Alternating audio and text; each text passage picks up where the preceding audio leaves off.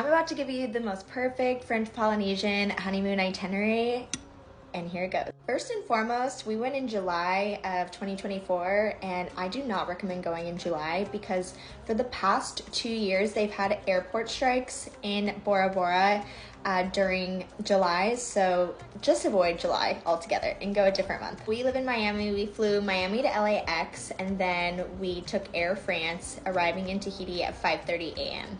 We stayed at the La Tahiti by Pearl Resorts for 2 nights. First day to kind of like get acclimated, and then stayed there 1 extra night because they changed our flight, but we only had planned on staying there 1 night.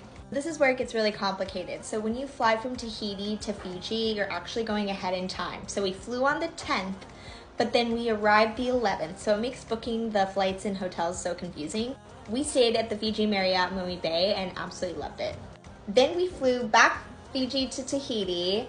I know it sounds like a lot of travel time, but we did it this way so that we could fly first class from LAX to Tahiti. That's why we're in Tahiti so much, and it's a central hub. But when we flew back, we lost a day, and so we had 1 hotel night stay in Tahiti. But looking back, I wish we just would have landed and then went straight to the ferry to Moorea and spent more time in Moorea instead of having that extra night. You can take a short 30-minute flight or a 30-minute ferry. We stayed at the Te Moana Tahiti, but honestly, I wouldn't recommend it. It was my least favorite hotels out of all the honeymoon stays. Then we were in beautiful Moorea for 2 nights. We stayed at the Sofitel and absolutely loved it. And we took a flight from Moorea to Bora Bora. There's only 2 airlines that go there, either Air Tahiti or Air Moana, so pick your poison. And we were in Bora Bora. We stayed at the Conrad, and we were only there for 3 nights because, let's be honest, Bora Bora is super expensive.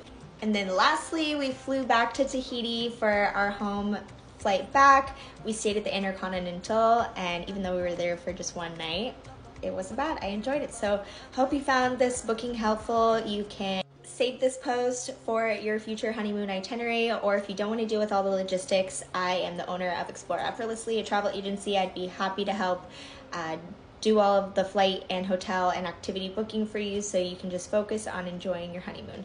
Contact me via the link in my bio and follow me for more.